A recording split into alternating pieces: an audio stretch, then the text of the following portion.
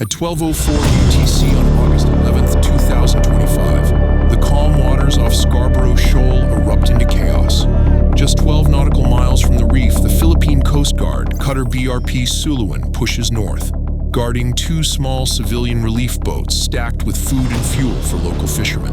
Behind her, the Chinese Coast Guard vessel CCG-3104 closes in fast, its water cannon already unleashing fierce jets that lash across the Suluan's bow like liquid whips. At this range, the streams strike with bone-cracking force, enough to shatter glass and hurl crew members off their feet. But the real danger is still approaching. From the port side, a massive shadow rises. A People's Liberation Army Navy destroyer, hull number 164. This destroyer isn't here for crowd control. It's built for war, and it's cutting fast through contested waters. Now, three vessels close in on each other, forming a tightening triangle of open sea. The CCG-3104's skipper, eyes locked on the Suluan, yanks the wheel hard to intercept. The destroyer, unaware of the move, stays on course. Two ships, one collision path, seconds to impact. Out here, there's no room for mistakes, and no easy way to explain why two ships flying the same flag are about to smash together. Scarborough Shoal might look like nothing more than a ring of shallow reefs and turquoise water, but in the South China Sea, it's a powder keg.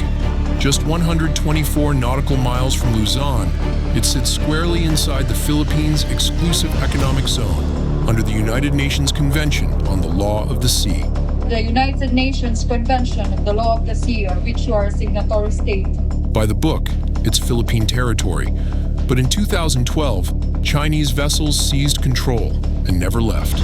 Since then, Beijing has backed its claim with rotating patrols of Coast Guard cutters, maritime militia boats, and when it wants to send a clear message, full-blown warships.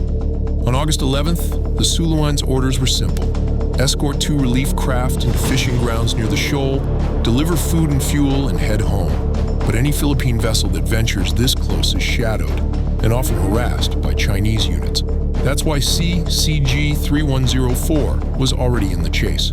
The destroyer with hull number 164 wasn't here for diplomacy. It was a Type 052D Luoyang 3 class guided missile destroyer, bristling with vertical launch cells, anti-ship missiles, and long-range radar. Normally, vessels like this patrol in formation, but on this day, it cruised close to a Coast Guard cutter, likely part of a layered blockade. In theory, ships flying the same flag coordinate to avoid accidents. But when speeds are high, tempers are hot, and radio silence sets in, rules and reality drift apart. The moment the BRP Suluan cleared the shoal's shadow, the chase began. CCG-3104, a 1,500-ton Chinese Coast Guard cutter, shoved its twin diesels to the edge, throwing spray off its bow as it closed in on the Philippine patrol ship. Its mission was obvious: harass the Suluan and block the two slow-moving civilian boats she was escorting. The water cannon came alive, blasting high-pressure streams across the decks, enough to knock a man overboard, shatter glass, rip away antennas, or flood exposed compartments. Officially non-lethal, but at close range, dangerously destructive. For the Suluan's crew, every blast meant ducking behind armored shields, bracing against the rolling sea.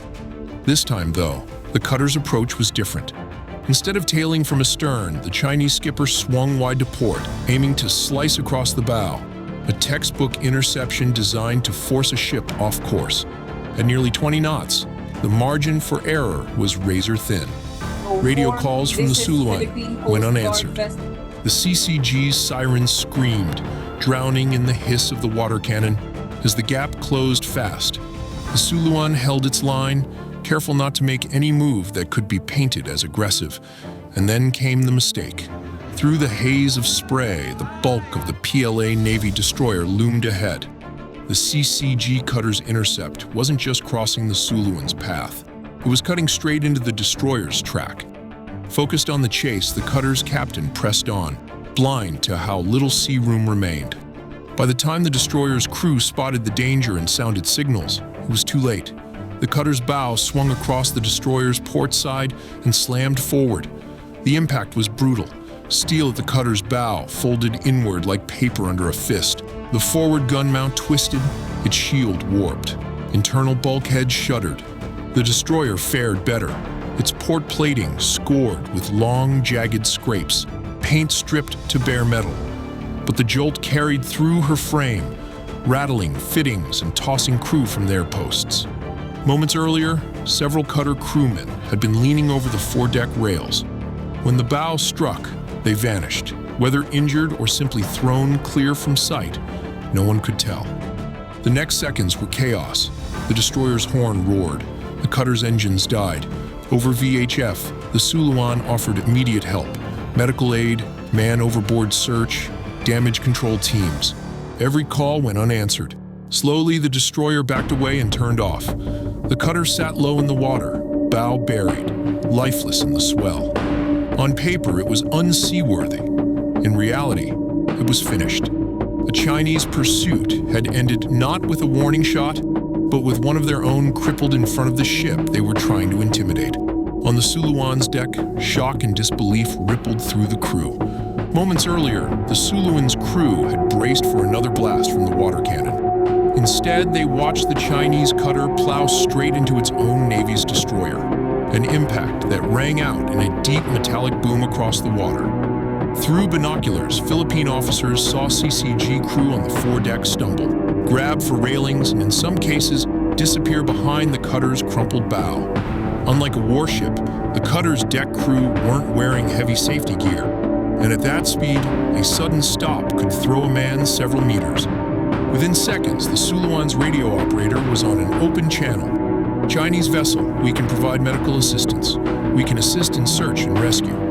No reply. The call went out twice more. In English and Mandarin, still silence. On the destroyer's port side, damage control teams inspected long scrape marks. The cutter's crew had moved aft, away from the twisted bow, their movements slow and deliberate. From the Philippine perspective, the refusal to accept help spoke volumes.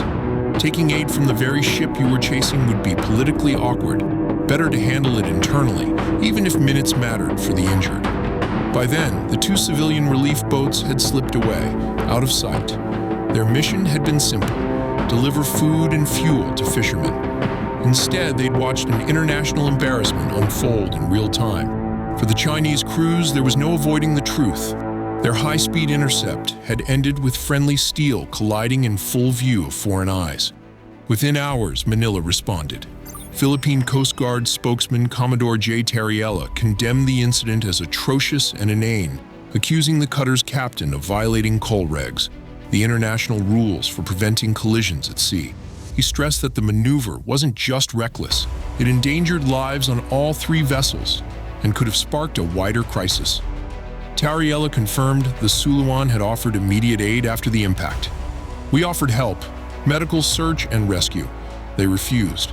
That says a lot, he told reporters. For Manila, the refusal to accept aid fit neatly into their narrative. Beijing would risk safety to save face. In Beijing, the tone was very different. Chinese Coast Guard spokesman Gan Yu acknowledged there had been a maritime encounter, but never mentioned a collision. Instead, he described the operation as monitoring, pressing from the outside, blocking and controlling. Actions framed as lawful enforcement within what China calls its territorial waters. No images of the damaged cutter appeared in the Chinese state media. The next day, President Ferdinand Marcos Jr. stepped in, declaring that Philippine vessels would continue to operate in the area. We will not be deterred. These are our fishermen, our seas, and our duty, he told reporters. For outside observers, the contrast was sharp. One side spoke of a dangerous miscalculation and a near disaster, the other of a routine patrol with nothing unusual to report. Diplomatic channels stayed quiet. There was no joint investigation, no hotline call, and no public statements from either navy. In the South China Sea, silence after an incident can be as telling as the incident itself, and this silence spoke volumes. Scarborough Shoal is more than a disputed reef. It's a strategic chess piece in one of the world's busiest waterways. It lies within the Philippines' 200 nautical mile exclusive economic zone, but China has controlled it since 2012, maintaining a near-permanent blockade with Coast Guard vessels and maritime militia. In 2016, a United Nations arbitral tribunal ruled China's claim invalid under the UN Convention on the Law of the Sea. Beijing dismissed the ruling outright. For Manila, every patrol near Scarborough is a declaration. They will not surrender their rights under international law. For Beijing, every interception is a demonstration that control belongs to Chinese ships on the water, not to rulings in The Hague. The August 11th collision was just the latest in a long chain of confrontations, and it will not be the last.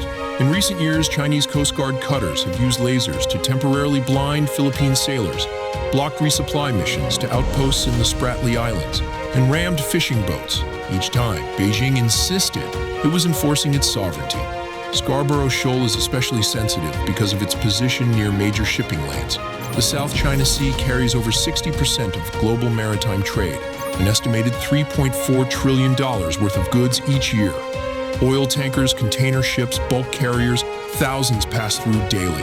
A conflict here wouldn't just hit the Philippines and China, it would send shockwaves through the world economy.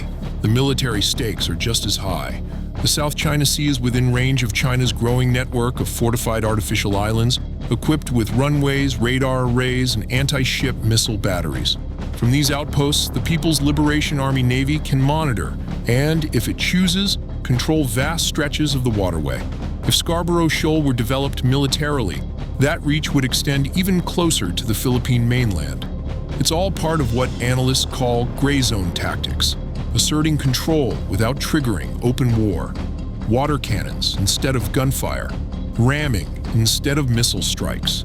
The August 11th collision wasn't planned, but it happened in the middle of that high-stakes game where every move tests the other side's resolve. For Beijing, the incident will likely be buried in silence. For Manila, it's another entry in a growing record, proof that even so-called routine harassment can carry real risk. And for the sailors involved, it's a moment they won't forget. At sea, you remember when steel hits steel. The South China Sea has seen decades of close calls, jets buzzing cockpits, warships crossing bows, fishing boats rammed in the dark. But rarely does the danger turn inward. August 11th proved that in the rush to intimidate, even the most disciplined formations can unravel. So here's the question. Was this an accident born of overconfidence or a high-risk intimidation tactic that backfired? Let us know in the comments. If you want to take it a step further and support the channel directly, consider joining the fleet. Help us bring more real maritime stories to the surface. Just click join on our channel page to get on board. Thanks for watching. If you enjoyed this breakdown, hit that like button, make sure you're subscribed, and ring the bell so you don't miss the next deep dive into the world's most intense maritime encounters. And remember, in these waters, it's not the size of your ship that matters. It's whether you're steering it in the right direction. See you in the next one.